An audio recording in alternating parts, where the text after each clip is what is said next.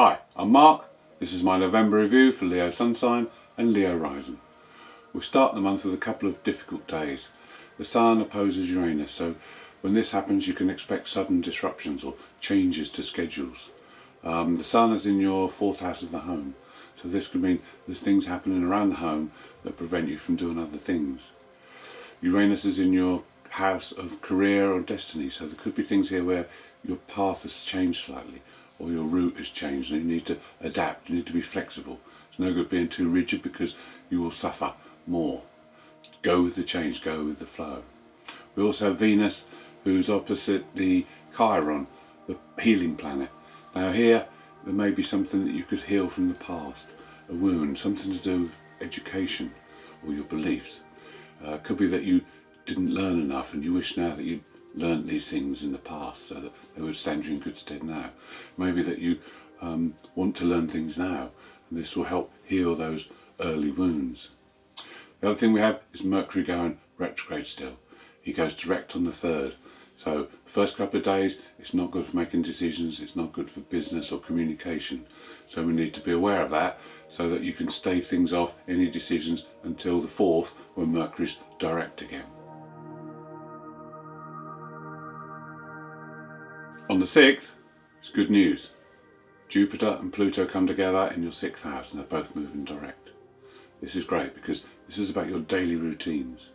This is about changes you can make now to better yourself and make life easier for yourself. These changes you put in place now will be long lasting. This aspect happens for 14 days, so you've got plenty of time to get things going. All those things you've been thinking about, diet, exercise, general health, your work routines, your daily routines, how you can make them better, how you can make them long lasting now, because the habits you form now will last for a long time and they will stand you in good stead.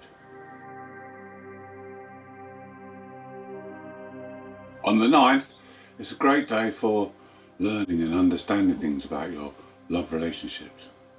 If you're in a relationship, it's a good time to talk with your partner, try and understand their point of view on things.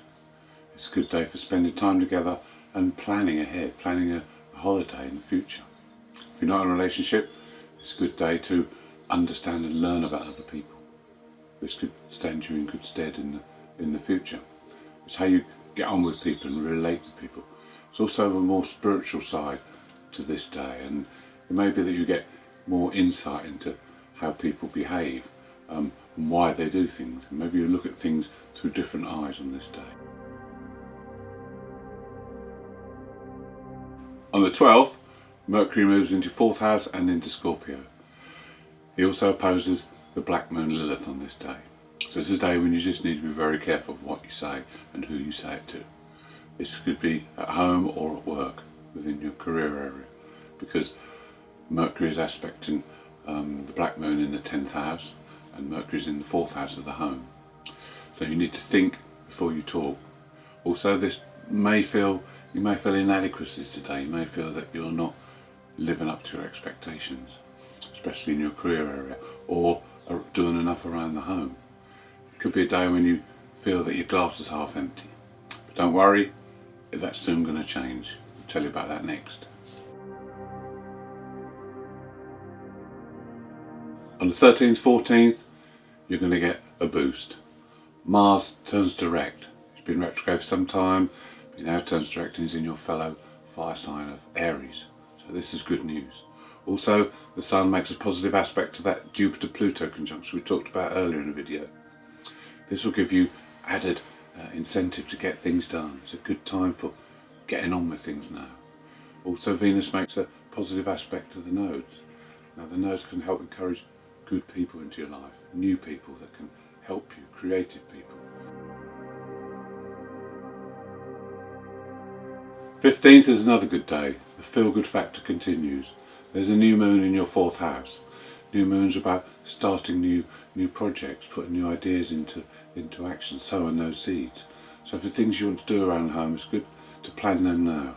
If you want to work from home, anything like that, it's good to get it going on the new moon. Also, Venus is active on that day, so you'll be working well with people. You'll get along with people. It's a good day for spending time with friends or family. The only thing is it's a good day for overindulgence as well, so it may not be too good for your diet.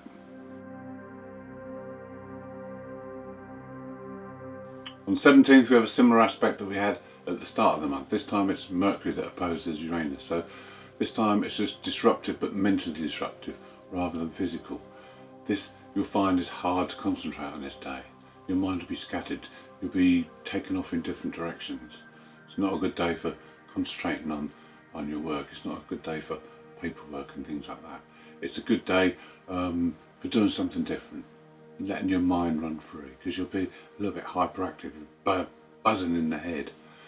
So let yourself go free that day, but it's not a day for making any decisions, so stave off, because on the 18th there's a more steadying influence. The Sun connects with Saturn, and this will steady the mind, it'll make you more cautious, and you'll be able to get on and do things in an orderly fashion. On the 22nd, Venus will move into Scorpio in your 4th house, but until then she's coming to the end of the 3rd house. So now it's a good time to evaluate things, evaluate relationships.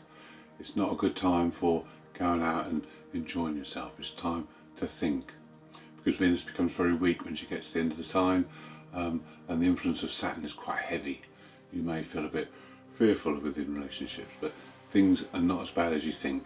And as soon as that passes by 22nd and she moves into Scorpio, everything will be more apparent and everything will be more upfront.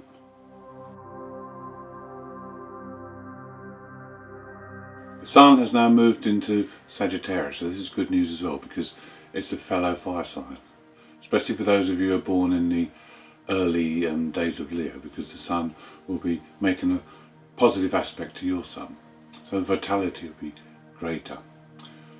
Venus, who's now moved into Scorpio, which is much more passionate, makes an opposition to the Black Moon. So here we have a great desire to fulfill those desires. Mercury's aspect to Neptune, so there's a fantasy involved here. Maybe you have this ideal of a dream place to live, this dream home, which will be quite soothing and spiritual for you. It's a good time to bring forth those dreams, a good time to try and manifest. Just be careful, because the Black Moon does highlight deep rooted desires, which are primal urges. So don't make any rash decisions, make sure you think things through properly. On the 26th and 27th there's opportunities to heal past wounds. The Sun makes an aspect to Chiron, who represents a wound or a hurt that we have to deal with. You have to accept that we have imperfections, we're not all perfect. This wound could be connected to your beliefs or your education. Also on the 27th, Venus makes an aspect to Uranus, so there could be a chance to heal past relationship hurts there. Anything that you haven't let go of in the past, these things may surface again over these couple of days, so you need to take notice and heal those hurts. Between the 27th and the 30th, it's a good time to analyse things, to evaluate where you are at this moment in time. You need to look at your health, your diet, your fitness and exercise, your daily routines, your work routine, your routines at home. You need to look at all these and see where you can make improvements. See if you're heading in the right direction. If you're unhappy, then you need to make changes. You need to get all these pieces together and put them together in a puzzle, so you can look at the big picture and then decide what you need to do and then put that into action. Then on the last day of November there's a full moon and also a lunar eclipse. This happens across Sagittarius, Gemini. So now you'll be made aware of the differences in other people and how they are different from you. You can discover things about people. It's a time to say goodbye to some people and let them go from your life if they're not working with you or not doing you any good. This is why it's important to do those 3 days of analysing where you are in life, so you can then make these decisions, because you need to make changes. If things aren't going right, then you need to make them. If things are going well, then you'll be harvesting the fruits of the full moon. So you need to look at this day and see where things are happening. See if you're expressing yourself creatively, because the sun is in your 5th house. See if you're using your artistic and creative talents. See if other people are useful and helping you. Are your friends of good use, or do they just pull you away from what you should be doing? You need to examine all this so that you can make those changes. Thank you for watching. Hope you've enjoyed the video. If you'd like to see more, please subscribe. And if you'd like to leave me a comment, I'll be glad to hear from you. Have a good month.